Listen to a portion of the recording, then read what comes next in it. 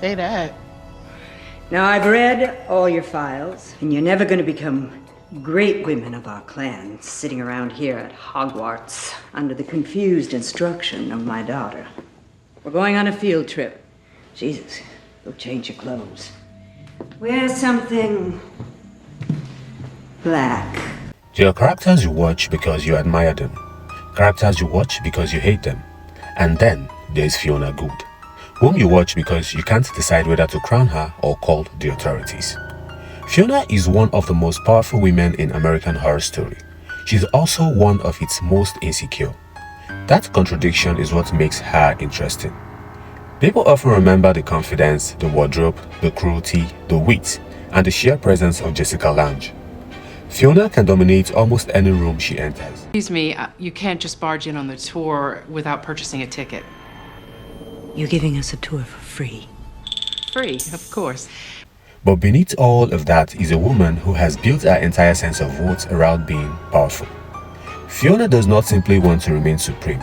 She needs to remain supreme, because once she loses that position, she has to confront a question she has spent years avoiding. Who is Fiona Goode when she is no longer the most important woman in the room? That is where her fear of mortality becomes so important. Fiona's illness forces her to confront the limits of her power. She can manipulate people, she can use magic, she can influence the people around her, but she cannot stop herself from aging. For someone whose identity depends on control, that is devastating. Her response is revealing. Instead of accepting that her time is coming to an end, Fiona becomes increasingly desperate to preserve her position. She becomes suspicious of the younger witches. She becomes obsessed with identifying the next supreme. She starts treating succession as a personal attack. That tells us something important about her. Fiona is not protecting the Coven's future. She is protecting her place within it. And that is where her relationship with Cordelia becomes particularly important. Fiona is a terrible mother. She is emotionally absent. She is dismissive of Cordelia's ability. She undermines her daughter and repeatedly treats her as though she is an inconvenience. Yet, Fiona's relationship with Cordelia is more complicated than simple maternal neglect. Cordelia represents the next generation. She represents the future. And for Fiona, the future means replacement. That helps explain why Fiona has such difficulty loving her daughter without competing with her. Cordelia's existence reminds Fiona that her own position has an expiration date. This does not excuse Fiona's behavior. Understanding the reason behind someone's cruelty does not erase the cruelty itself. It does, however, make Fiona more psychologically interesting. She is capable of affection, but her affection is often entangled with control. She wants people close to her, yet she struggles when those people develop identities and ambitions that exist independently of her. That is particularly clear with Madison. And Ed Hardy t-shirts. Who are you? You know, I've got to hand it to you. A bus flip? That's not easy. But you were a sloppy little witch bitch. Go to hell, you stupid hag.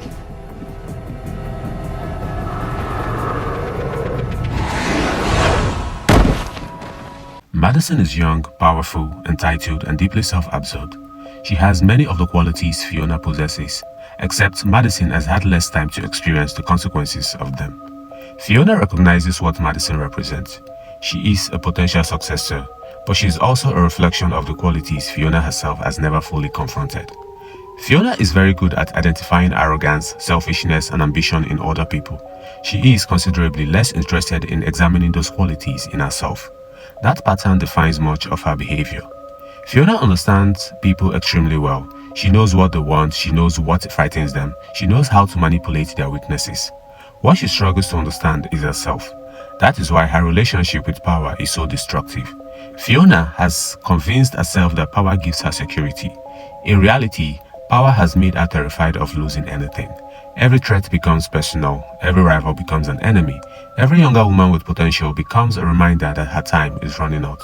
Her relationship with Marie Laveau reveals another aspect of her character. Fiona understands political power. She knows when cooperation is useful and when alliances are necessary. She can put personal differences aside when there is a larger threat to the Coven. But even that pragmatism has limits.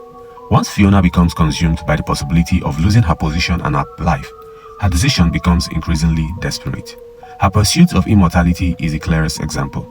At that point, Fiona is no longer trying simply to protect herself. She is trying to eliminate the possibility of change altogether. She cannot accept that another woman will eventually become supreme. She cannot accept that her body is failing. She cannot accept that her daughter may become more powerful than she is. She cannot accept that the world would continue without her. That is the real tragedy of Fiona Goode. She has spent so much of her life becoming powerful that she never learned how to exist without power. This is also why I think calling Fiona a misunderstood character goes too far. She is complicated, certainly. She is occasionally protective of the Coven. She can show genuine concern for people. She is capable of sacrifice. But she is also selfish, manipulative, and capable of extraordinary cruelty. Her charisma makes those qualities entertaining to watch. It does not make them less destructive. Fiona is one of those characters audiences can easily romanticize because she is entertaining. She is stylish, she is intelligent, she is funny, she has presence. And because she is often surrounded by people who are even more ridiculous than she is, she can sometimes look like the reasonable person in the room. Well, she isn't. She is simply more intelligent about her selfishness. That distinction matters. Her ending works because Fiona eventually has to surrender the thing she spent the entire season trying to preserve, which is control. Cordelia becomes the supreme.